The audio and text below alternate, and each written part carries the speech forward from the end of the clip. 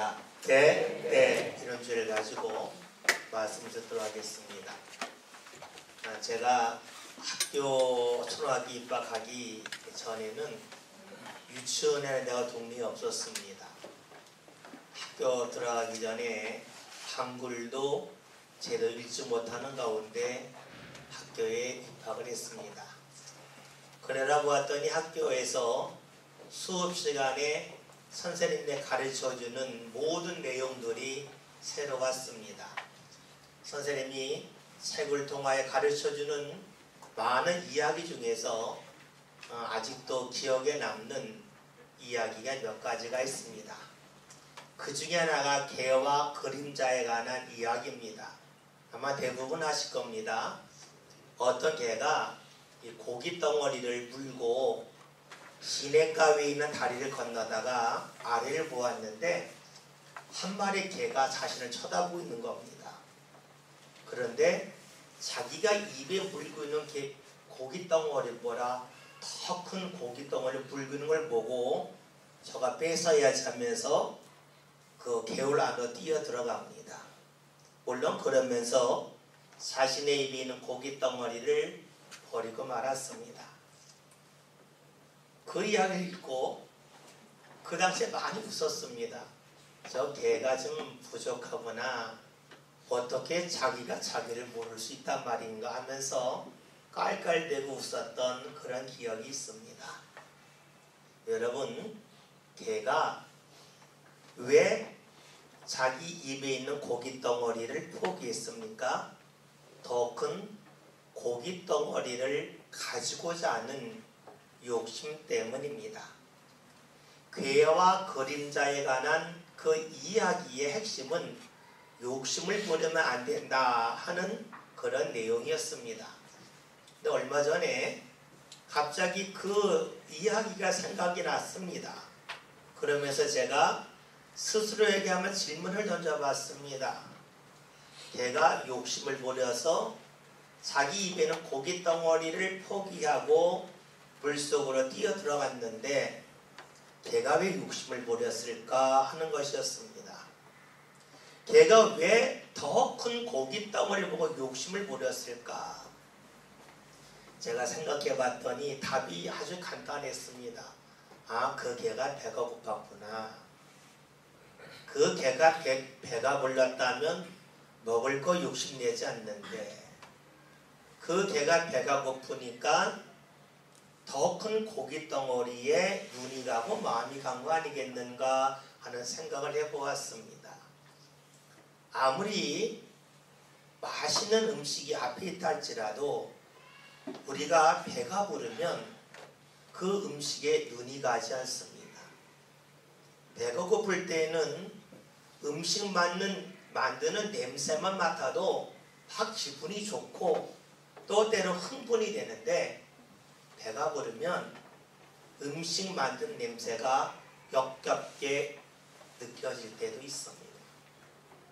배가 고프고 배가 부름에 따라서 우리의 눈으로 보는 그 음식이 좋을 수도 있고 또 아주 평범하거나 때로는 보기 싫을 수도 있습니다. 개가 고기 덩어리를 입에 물고 있지만 그 개는 이 고기 덩어리를 입 안으로 집어넣지 않았습니다. 고기 덩어리가 입에 있는 것과 입 안으로 들어간 것은 아주 다릅니다. 입에 물고 있을 때에는 다른 고기 덩어리를 향하여 달려나가는 그런 모습을 지니지만 그 고기 덩어리가 입에 있지 않고 입 안으로 들어갔다면 그 개는 먹는 것에 대하여 어느 정도 초월할 수 있었을 것입니다. 개가 고기 덩어리를 물고 있을 때 얼마나 좋았겠습니까? 좋은 것은 생각뿐이었고 마음속까지 좋지는 않았습니다. 배가 부른 것이 아니기 때문이죠. 반면에 고기 덩어리가 입 안으로 들어갔다면 개는 기분도 좋고 몸도 무척이나 편했을 것입니다. 똑같은 고기 덩어리이지만 그것이 어디 있느냐에 따라서 우리 삶 가운데 만족할 수도 있고 만족을 잃어버릴 수도 있습니다. 고기 덩어리가 어디 있느냐에 따라서 우리가 욕심을 낼 수도 있고 욕심에서 자유로울 수도 있습니다. 여러분, 욕심이 무엇입니까? 내 것이 아닌데 그것을 가지고 싶어하는 것이 욕심입니다. 욕심이 생기는 이유가 무엇일까요? 개를 통하여 살펴보면 배가 안 불러서 그래요. 배가 부르면 먹을 것에 대한 욕심이 생기지 않습니다. 즉 자신의 배가 가득 채워졌다고는 만족감이 있으면 욕심을 내지 않아요. 만족감이 없을 때에 사람들은 욕심을 내고 맙니다. 욕심은 결국은 내 삶 가운데 만족이 없을 때에 생기는 겁니다. 무언가 좋은 것이 있어서 욕심이 생기는 게 아니라 내 삶 가운데서 내가 만족감이 있으면 욕심을 부리지 않아요. 그러나 내 삶에 만족감이 없으면 사람은 자신도 모르게 욕심을 부리고 맙니다. 여러분, 또 언제 욕심을 부리나요? 내가 하고 있는 일에 대한 기대가 없을 때이죠. 기대가 사라지면 내 것에 관심을 갖지 않고 다른 것에 관심을 갖습니다. 지금 내가 하고 있는 것, 여기는 기대가 있어요. 이것을 무척이나 사랑해요. 그러면 다른 것을 향하여 우리의 눈이 돌아가지 않습니다. 다른 것을 가지려 하지 않습니다. 욕심 부리지 않죠.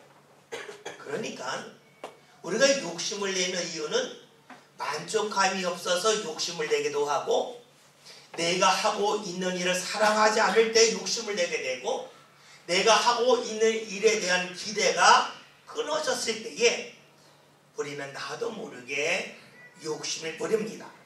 내 것이 아닌 다른 것, 내 입에 있지 않고 다른 사람의 입에 있는 것, 그것을 가지고 싶은 마음이 든다는 것이지요. 오늘 우리는 말씀을 통해서 삶의 기대를 잃어버린 사람, 삶의 만족감이 사라진 사람을 향하여 주시는 주의 말씀을 보게 됩니다. 한번 말씀을 볼까요? 말씀을 함께 읽습니다. 다 같이 읽습니다. 내 양떼의 형편을 부지런히 살피며 내 소떼에게 마음을 두라. 아멘. 아주 짤막한 말씀입니다. 말씀을 보면 내 양떼의 형편을 부지런히 살피라 라고 말씀하고 있습니다. 아마 이 말씀을 듣는 사람은 양을 치는 목자인 것 같습니다. 목자가 자신의 양떼에 관심을 갖는다고 하는 것은 지극히 당연한 일입니다. 왜냐하면 양이 잘 자라야 또 양의 수가 많아져야 이 목자는 삶의 형편이 좋아지기 때문이죠. 아주 지극히 당연한 말씀인데 왜 이런 말씀이 성경에 기록되어져 있을까요?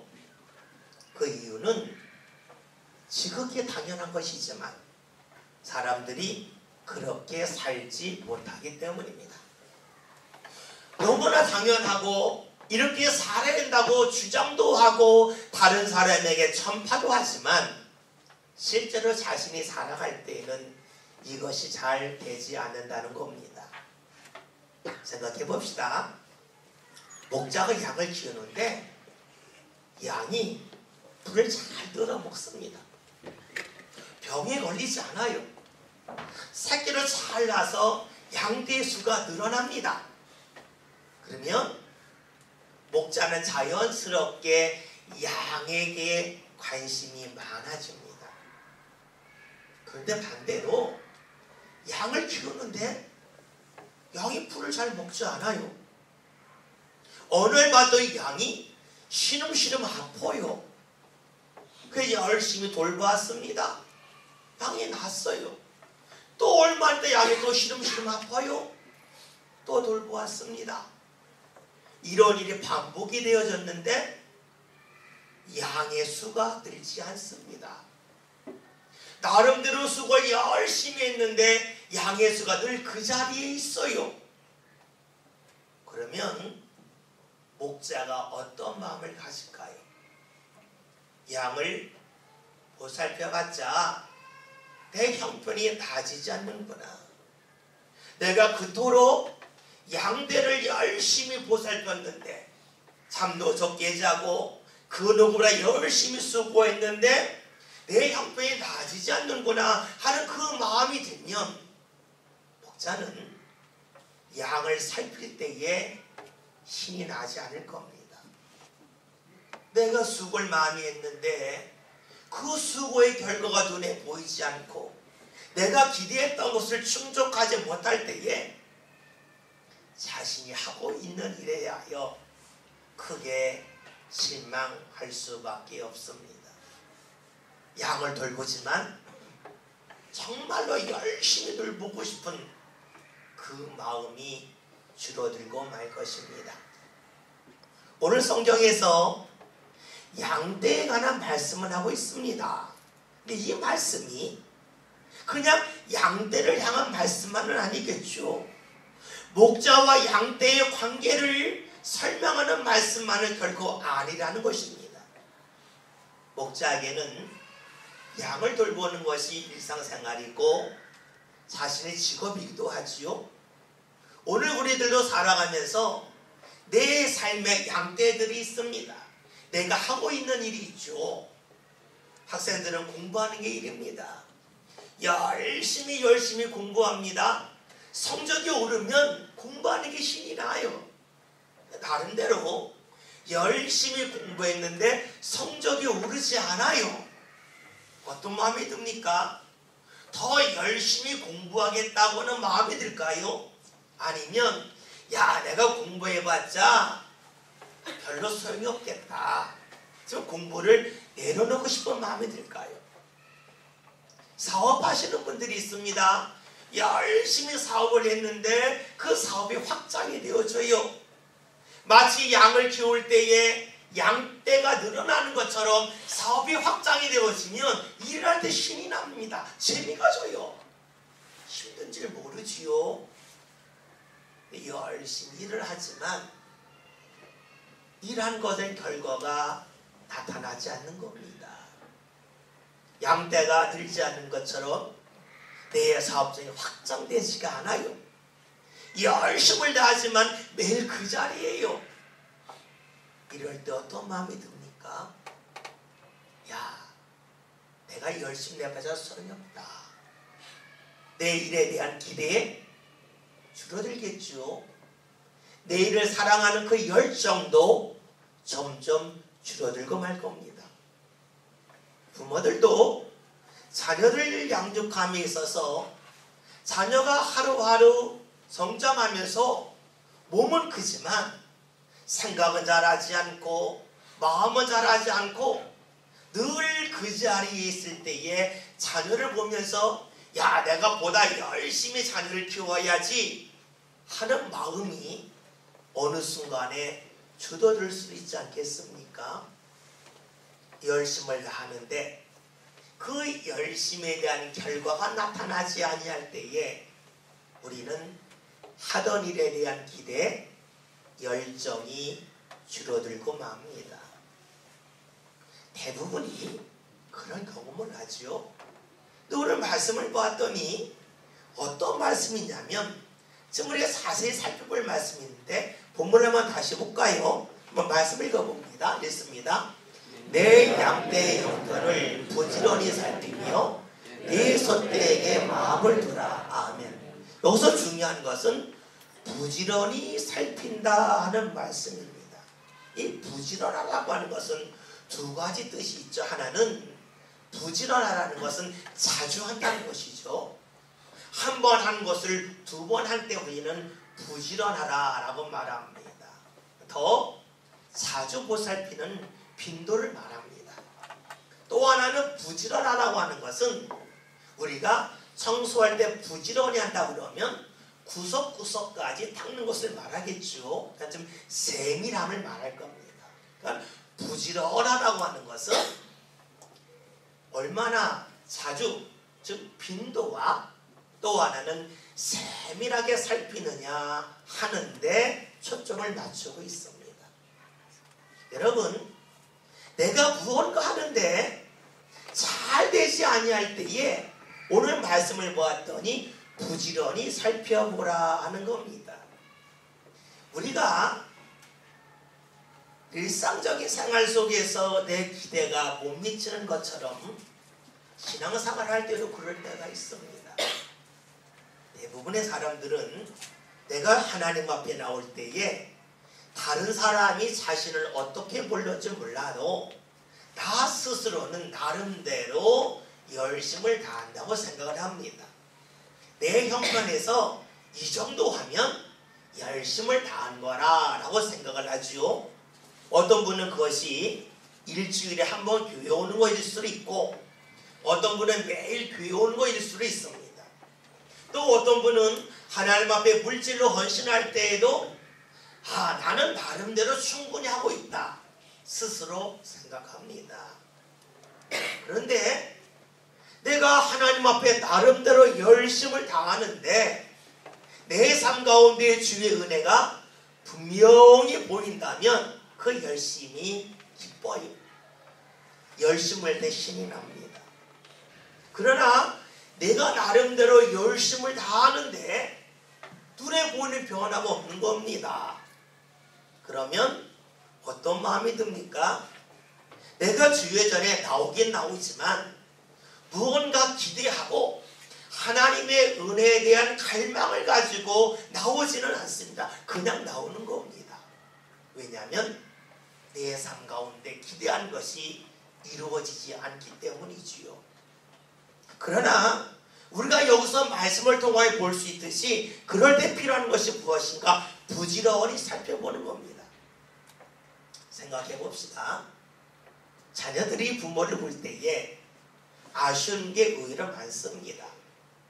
자신에게 용돈을 줄 때는 좀 적게 주는 것 같고 자신의 말도 잘 들어주지 않는 것 같고 또 자기와 함께 시간을 보내는 것 같지도 않아서 대부분의 자녀들이 부모에 대해 아쉬운 마음이 있습니다.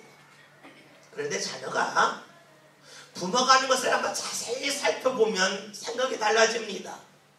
밥하려고 몇 시간 하시나? 그래서 설거지할 때 시간이 얼마나 걸리나? 집안 청소할 때 얼마나 많은 수고를 하는가? 부모가 직장에서 돈을 벌기 위하여 얼마나 많은 땀을 흘리는가? 때로는 그 돈을 벌기 위하여 얼마나 자존심을 자주 꺾는가? 이런 것을 자세히 살펴보면 부모에 대한 아쉬움을 더 이상 말하지 않습니다. 자세히 살펴보지 않고 부모를 대강 보니까 우리 부모에게 아쉬운 것이 많아 하는 마음이 들지요. 여러분, 이것은 하나님과 우리의 관계도 역시 그러하다는 겁니다.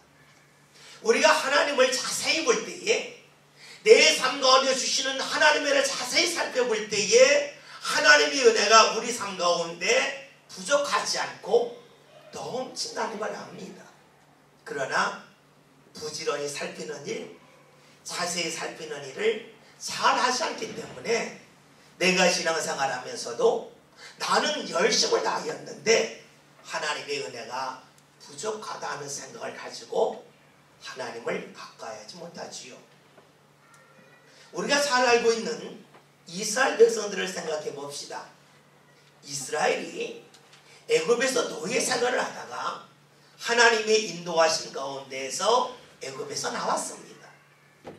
애굽에서 나올 때에 하나님이 어떻게 하셨는가? 이스라엘의 갈 길을 알지 못하였기에 하나님께서는 구름 기둥과 불 기둥으로 그들을 인도해 주셨습니다. 그리고 광야에 갔을 때에 이스라엘 애굽에서 가지고 나왔던 모든 곡식이 다 떨어집니다. 먹을 것이 부족했어요.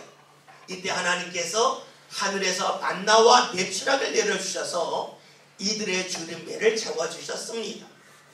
또 이들이 얼마 가지 않아서 마실 물이 없을 때에 하나님께서는 반석에서 물이 나도록 하셔서 그들의 갈증을 풀어주셨습니다. 하나님이 그들에게 처음에는 구름 기둥과 불 기둥으로 인도하셨고, 그 다음에는 만나와 메추라기를 더하셨고, 그 다음에는 반석에서 물이 나는 것을 더하여 주셨습니다. 하나님의 은혜는 하루하루 더 쌓여만 갔습니다. 그런데 이 쌀은 어떻게 했습니까?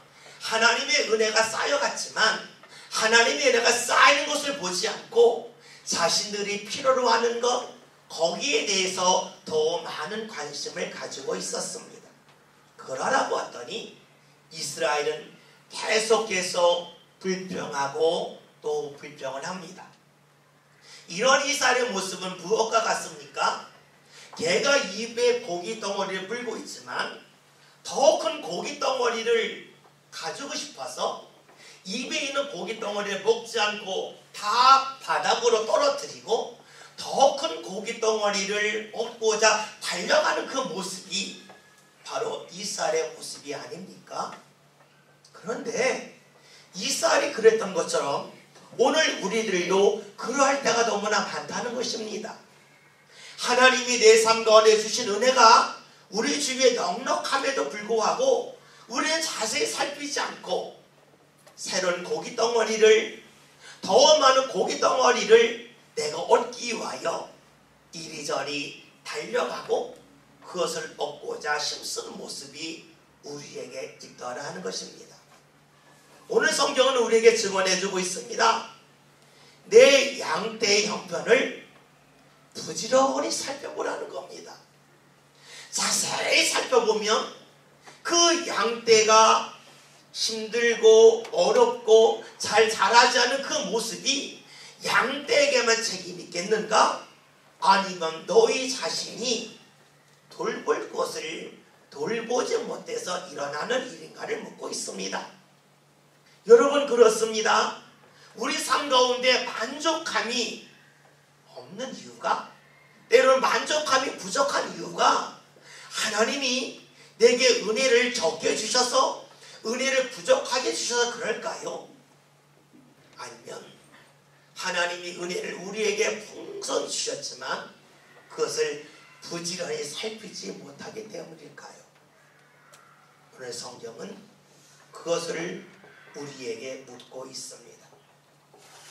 많은 이들은 우리가 하나님의 은혜를 잘 보지 못하는 이유가 그것이 우리의 삶 가운데 많은 어려움이 있어서, 때로는 내가 넘어설 수 없는 문제가 있어서 라고 말할 수도 있습니다. 그러나 한 가지 기억해야 될 것이 있습니다. 그것은 하나님의 은혜가 우리 삶 가운데 다가올 때에 그 은혜를 물고만 있는가, 아니면 그 은혜를 내 삶 가운데 깊숙이 체험했는가 하는 것이 차이입니다. 여러분, 개가 시냇가에서 다리를 건너다가 자기가 보는 개가 큰 고기 덩어리를 가지고 있는 것을 보고 달려든 이유는 배가 고팠기 때문입니다.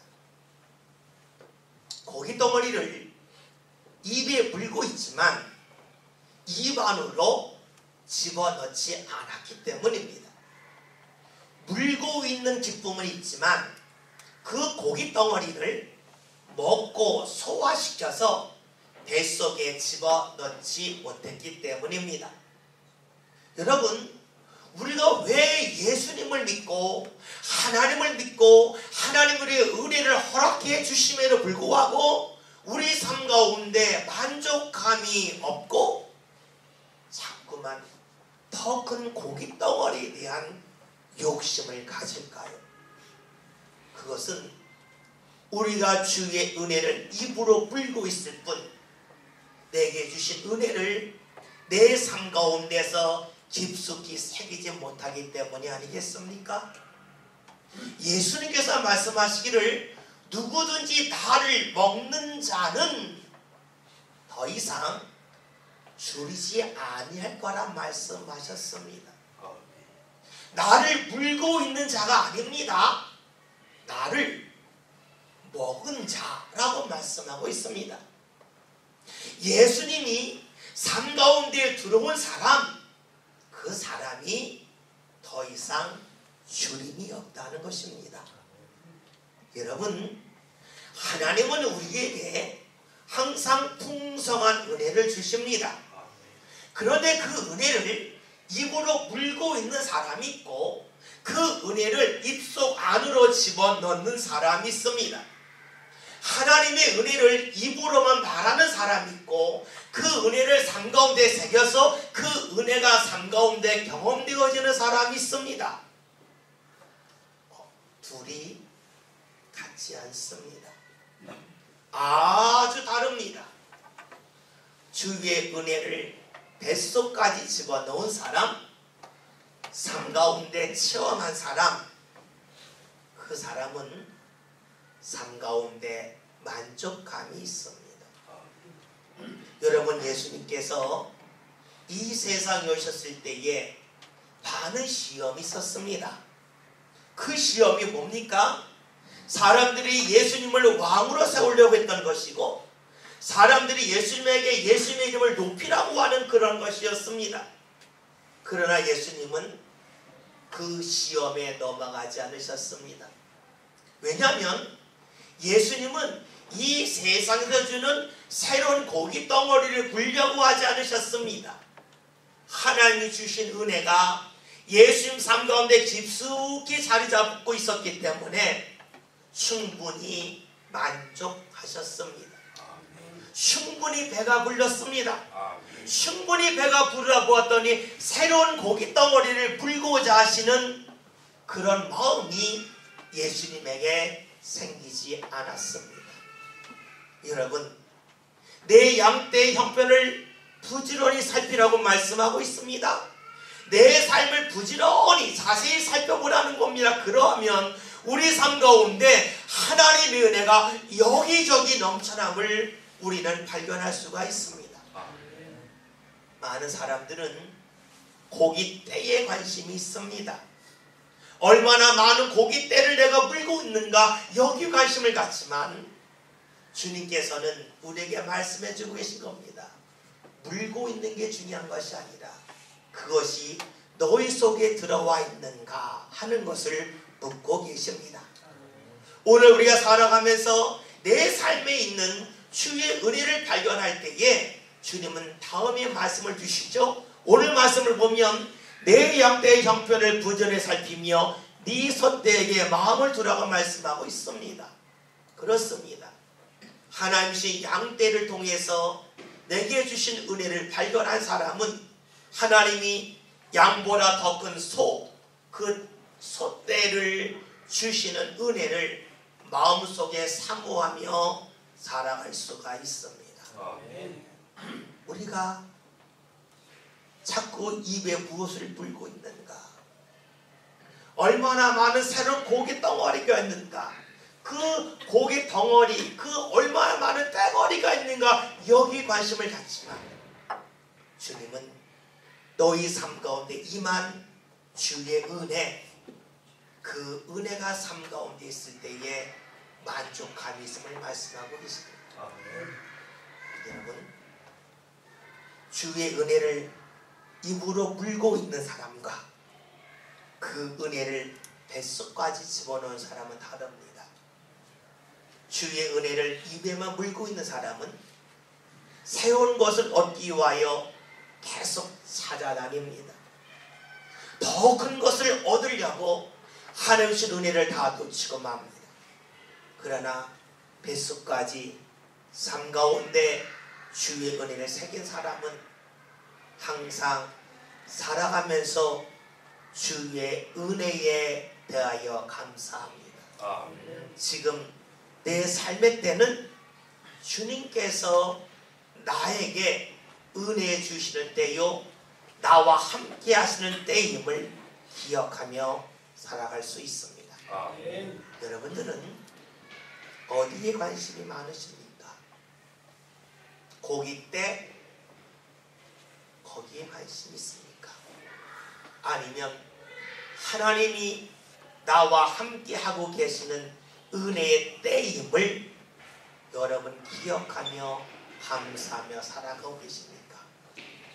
저는 여러분들이 하나님 주시는 은혜를 입으로만 물고 다니지 마시고 그 은혜를 뱃속까지 집어넣어서 자연스럽게 하나님을 찬양하는 삶 살아갔으면 좋겠습니다. 그래야 우리의 삶이 어느 때입니까? 감사할 때요, 찬양할 때요, 하나님께 영광 돌릴 때임을 꼭 기억하며 살아갈 수 있길 바라겠습니다. 삶을 자세히 살펴보십시오. 구석구석 살펴보십시오.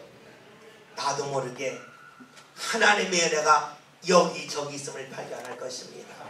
그러는 가운데 저와 여러분의 삶이 무언가 새로운 것이 주어져서 기뻐하고 즐거워하라고 하는 그런 모습, 즉 다른 개가 물고 있는 고기 덩어리를 얻고자 달려가는 어리석은 그 개의 모습이 아니라 하나님의 은혜가 내 삶 가운데 가득하기에 주님을 마음과 찬양하며 감사하는 삶 함께 살아갈 수 있기를 주의 이름으로 기원드립니다. 기도합니다. 하나님, 오늘 저희가 주의 은혜를 입으로만 물고 다니지 않기를 원합니다. 그 은혜를 삶 가운데 충분히 받아들이고 소화시켜서 하나님의 은혜로 인하여 만족할 수 있게 하여 주시고 감사하며 살아갈 수 있기를 원합니다. 우리의 삶이 새로운 고깃대를 얻기 위하여 이리저리 방황하는 삶이 아니요 하나님이 함께 하심을 믿고 찬양하는 삶, 하나님께 영광 돌릴 수 있는 믿음의 삶 살아가게 하여 주옵소서. 예수님의 이름으로 기도하였습니다. 아멘.